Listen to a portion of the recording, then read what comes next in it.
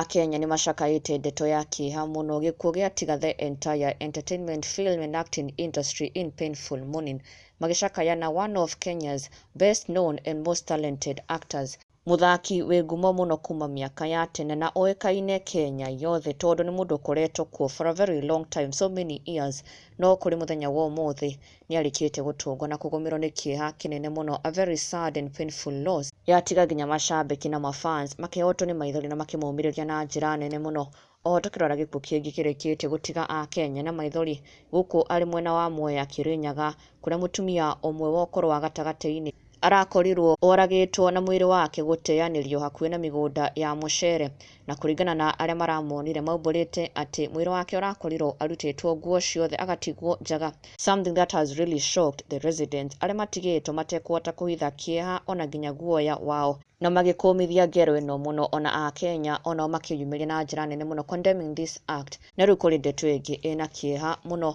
one of Kenya's top actors nĩ arĩkĩtie gũkuĩrwo nĩ mũtumia wake Makoha ũrĩa ũĩkaine mũno na gĩbindi kĩa Vioja Mahakamani, nĩ arĩkĩtie gũtigwo nĩ mũtumia wake. Ndeto ĩrĩkĩtie kumbũrwo nĩ colleague na mũrata wake wa hakuhĩ mũno Ondieki ũrĩa onake no mũthaki wa gĩbindi kĩa Vioja Mahakamani, agĩcakaya na family ĩno na agĩkiumbũrĩra mafans atĩ dear friends and fans, it is with profound sadness that we share the heartbreaking news of the demise of Purity Wambui, beloved wife to Makoha. Na ndeto makĩria nĩ yumbũkĩte atĩ she passed away while receiving treatment at Kenyatta National Hospital, na Akenya celebrities ona nginya atongoria amwe nĩ meyumĩrĩtie na njĩra nene mũno gũcakaya na Makoha, mũthaki mendete mũno na ma-appreciate na njĩra nene mũno, na it is so sad for what he is going through right now, the death of his beloved wife. Arohurũka thayũ, Ngai arohe Makoha na family yake mathayo.